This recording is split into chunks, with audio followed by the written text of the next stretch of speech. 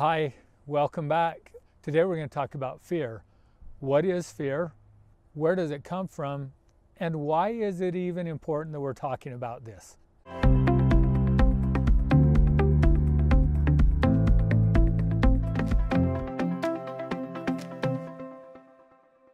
What is fear? And why is it important that we're talking about fear today? Think about in your own life and how fear affects you. You know, there are two primary emotions or basic emotions in life, love and fear. And I think every other emotion is an extension of one of those two, either love or fear. So the majority of the time of our life, we're in one of those emotions or the other. And I definitely look at love as a positive emotion and fear as a negative emotion. When you look at the energy connected to each of those emotions, fear is a lower level of energy and love is a high level of energy. So again, look in your life and see how fear affects you. In my life, fear is what holds me back. Fear is what keeps me from becoming all that I can become in my life. And I found fear has been the thing that holds me back in life more than anything else. And so again, look in your life and see the effects that fear has on you and the decisions and choices and outcomes that you experience. So what is fear? Well, we know that fear is an emotion.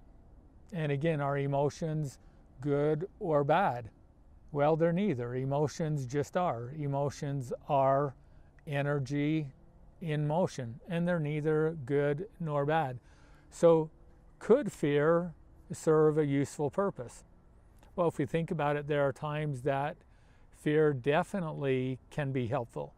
Fear is an emotion that is meant to keep us safe, to alert us of potential dangers, and to keep us from doing things that may cause harm to ourselves or others. So in that sense, fear can be beneficial and fear can be useful.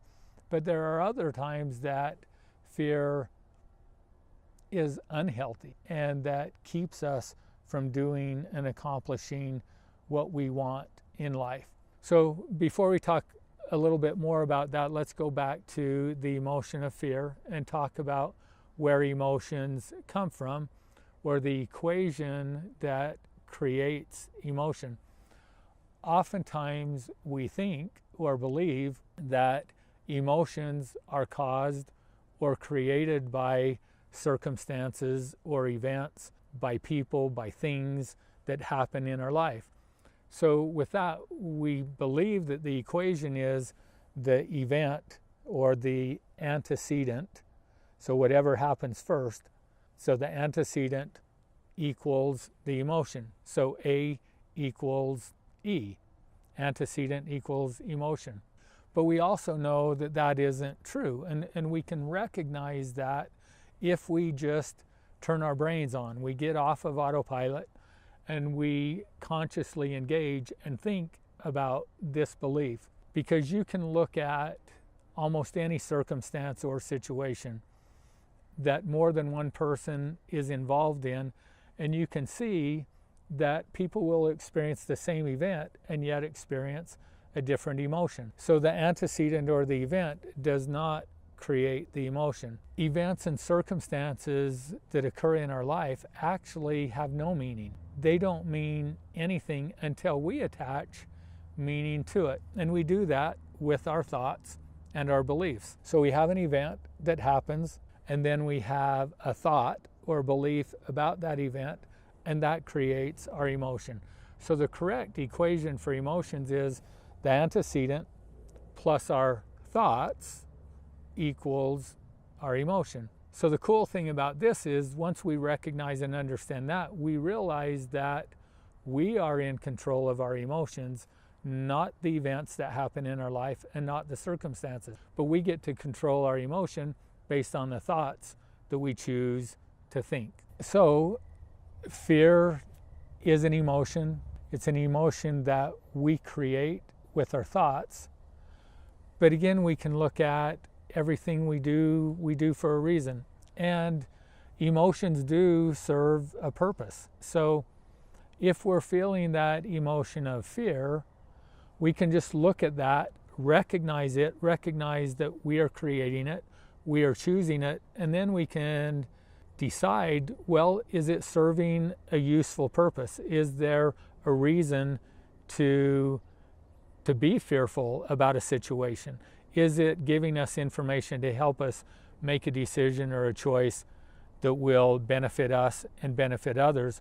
Or is it just something that we have learned or that we have been conditioned throughout our life, and this trigger is causing that, but there's really no need to experience fear, and in that situation we're allowing fear to hold us back or to keep us from doing something that may be beneficial in our life. So I would encourage you to, again, turn your brain on, to just pay attention and to use your emotions as a way to give you information about yourself and to help you learn more about yourself and what is working and not working in your life. And if you find that the emotion of fear is getting in the way and that it's not helping you, you have the power and the ability to change that emotion. If it is working, then use the fear in a way to help you, to keep you safe, to help you make good decisions and choices.